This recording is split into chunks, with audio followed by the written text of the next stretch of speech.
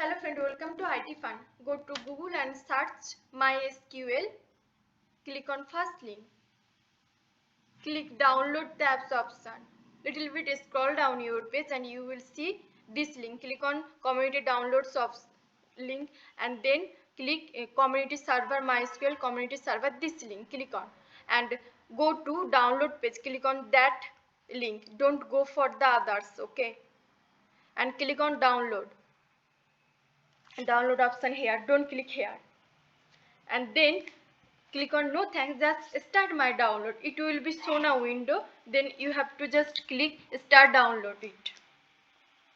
Open that folder where you install it and double click on it. It will show you a window. You have to give permission to this window. Click on yes. It will open this window. It will again open a window. Click on yes.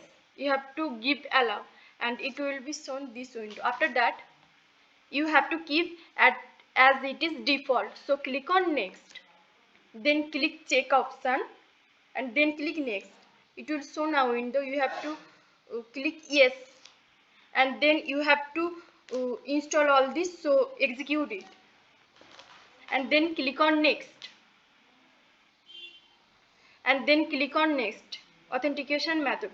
Okay, then put your password and remember it always. Whenever you have the software will ask for you password, give a password, then click on next, then execute. You have to configuration all these things, so you have to execute, then click on finish. After executing, then click on next product configuration, then you have to click on finish and then click on next, give your password and click on check. It will connection succeeded, then click on execute option, then click finish, then click next, then click finish.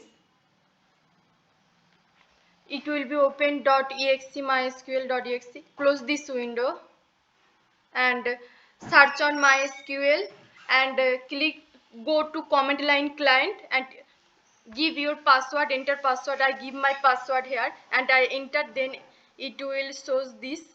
It's okay everything, and right here show database. It will be show all the database. Thanks for watching this video.